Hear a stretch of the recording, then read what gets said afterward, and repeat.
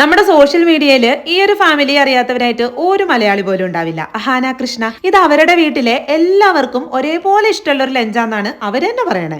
അപ്പൊ ആദ്യം തന്നെ ഒരു പാനിലേക്ക് ഒരു 3 ടേബിൾ സ്പൂൺ നെയ്യും 2 ടേബിൾ സ്പൂൺ വെളിച്ചെണ്ണയും പിന്നെ കുറച്ച് സ്പൈസസും അതൊന്ന് ചൂടാകുമ്പോൾ നൈസായിട്ട് അരിഞ്ഞ ഒരു സവാള ഇട്ടെന്നങ്ങ് വഴറ്റിയിട്ട് 1 ടേബിൾ സ്പൂൺ മാത്രം ഇഞ്ചിയും വെളുത്തുള്ളിയും കൂടെ ചെറുതായി അരിഞ്ഞതും പിന്നെ 2 പച്ചമുളകും ചെറിയൊരു തക്കാളിയും കൂടി ഇട്ട് നല്ലപോലെ തന്നെ ഒന്നങ്ങ് വഴറ്റിയെടുക്കാം.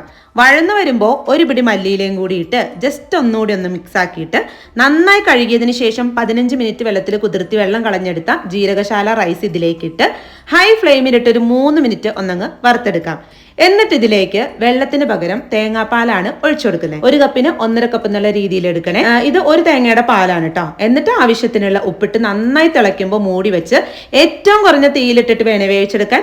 അങ്ങനെ അവരുടെ സ്പെഷ്യൽ കോക്കനട്ട് റൈസ് റെഡി ആയിട്ടുണ്ട്. നമ്മുടെ നാട്ടിലേക്ക് മട്ട റൈസ് വെച്ചിട്ടാണ് കേട്ടോ തയ്യാറാക്കല്. എനിക്കൊരു സ്പെഷ്യൽ ടേസ്റ്റ് തോന്നി കേട്ടോ.